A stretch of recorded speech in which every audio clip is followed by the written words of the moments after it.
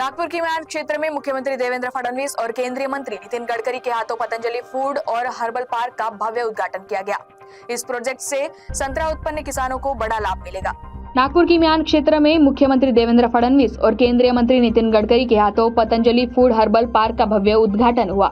इस प्रोजेक्ट से संतरा उत्पादक किसानों को लाभ मिलेगा, ऐसा देवेंद्र फडणवीस ने कहा।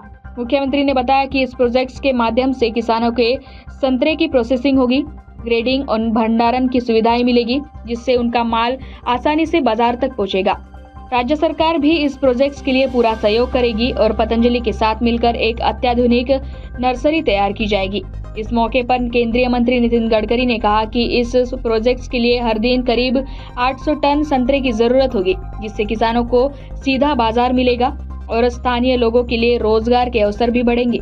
इस उद्घाटन समारोह में गुरुवर्य स्वामी रामदेव पतंजलि आयुर्वेद के प्रबंधक निर्देशक आचार्य बालकृष्ण थे।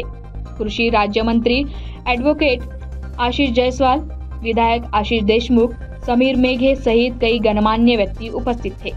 पतंजलि के इस नए प्रोजेक्ट से संतरा उत्पादन किसानों को नई संजीवनी मिलेगी और नागपुर के कृषि क्षेत्रों को नई दिशा मिलेगी, ऐसा विश्वास जताया जा रहा है।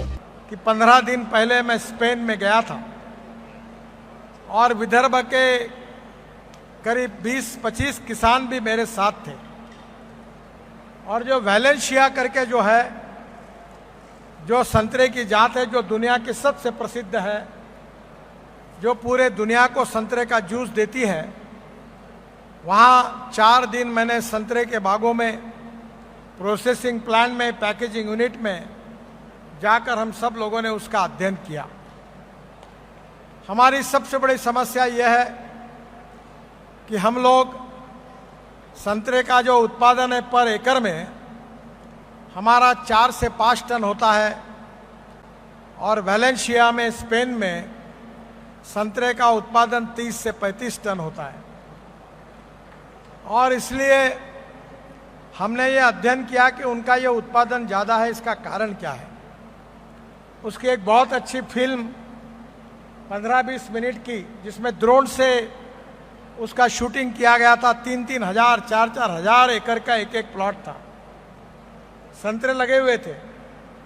संतरे को काटना कैसे, संतरे की कलम कैसे तैयार करना, और उनकी स्थिति तो इतनी खराब थी कि वो 200 किलोमीटर दूर से पानी लाते थे और उस देश में कुएं करने के लिए मनाही की गई है।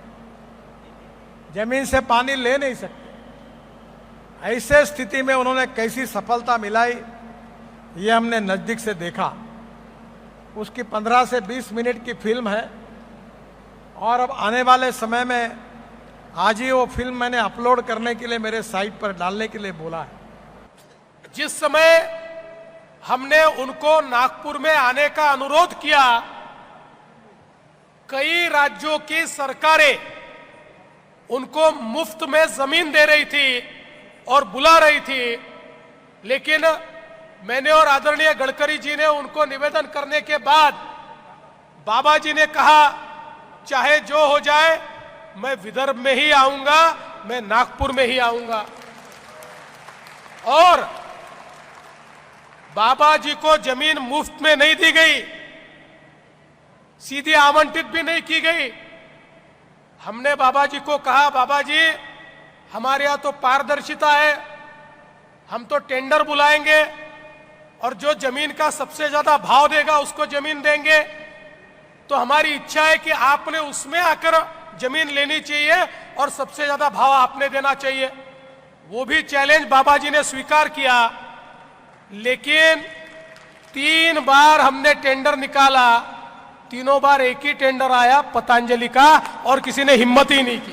सारा संतरा यही लेंगे, उसका सॉर्टिंग ग्रेडिंग यहां पर करेंगे, हमारे ही कोल्ड स्टोरेज में हम किसानों को जगह देंगे। जिसको हमारे कोल्ड स्टोरेज में संतरा रखना है वो रखे, जब बेचना है वो बेचे।